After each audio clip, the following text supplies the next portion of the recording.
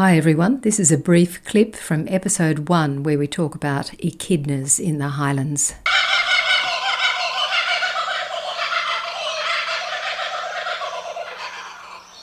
One of my friends who knows stuff down in Penrose has seen an echidna train. Oh, wow. Oh, yes. I'd love to see that. So explain to me, Floss, exactly how that works. Now, I think actually we should almost do a competition about who knows the most about echidnas. I reckon I could win this competition. Oh, yeah. An interesting feature of echidnas is that their back legs, their feet face backwards. And apparently in the early days, people who were doing taxidermy, when they were presented with specimens of echidnas, they would turn the feet around because they couldn't believe that the feet should face backwards, but they do. And they're really sort of weird animals in that they lay eggs. They're marsupials, but they lay eggs, yes? That's right. They're called monotremes. They belong to the same family as platypus. And I think they're the only two members of that family. I think so. So their breeding season is June to October, and what happens is when she's ready to mate, the female, she must produce a pheromone or something, and the male echidnas all flock to her and create a line behind her, and this is called an echidna train, and the line or the trail of males behind her can last for weeks. How many are in the train? I've read that you can get up to 13 You're kidding. echidnas in a train. And what are they doing? All jostling for the front row? I mean, to get right up They close are. They and all personal. want proximity to her, and she just waits to see who's got the most stamina, who lasts the longest, and who hangs on.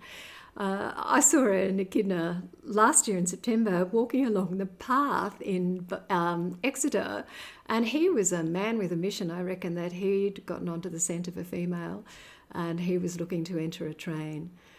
Anyway, after they have mated, some male has been successful, the female does produce an egg, and that stays in her little pouch for, I think it's about 10 days before it hatches.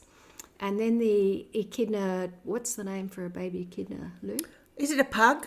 A puggle, that's Puggle, right. a puggle, that's it. The puggle stays in her pouch for about 7 weeks, and she doesn't have teats. She has what they call a milk patch, and she produces pink milk, and the puggle suckles on that. Is that because babies like pink? I believe it's because it's full of protein. Right. When the puggle gets to 7 weeks, it starts to get a bit prickly. Yes, she wouldn't want it in the pouch too long, eh? She doesn't want it on the pouch, in the pouch thereafter, so it gets ejected somehow, or it chooses to make its way in the world, and off it goes. Okay, so they're doing it right now, these males. I mean, really, I think the female echidnas ought to start a Me Too campaign. Really. I mean, it's a bit outrageous, 13 males. Outrageous.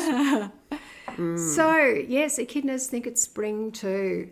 Oh, I wanted to just make a little bit of an update to the story we discussed last week about the echidnas. One thing that I didn't mention that I really should have is that we don't actually know whether the echidna is vulnerable or threatened because we've never had good data on their numbers. So if you see an echidna anywhere, it would really be appreciated if you would document that sighting. There's an app you can put on your phone called Echidna CSI, which is run by one of the universities in South Australia, and they're collecting data about echidnas. All you need to do is download the app and take a photo with your phone and send the information to Echidna CSI. And it's really important. We're unable to tell government that we're losing numbers of various different animal species if we can't demonstrate what the numbers are. This is where citizen science comes into its own, isn't it, really? That's right, and we will talk in upcoming episodes, I'm sure, about collection of data by citizen science because, as Lou knows, I'm quite passionate about this subject.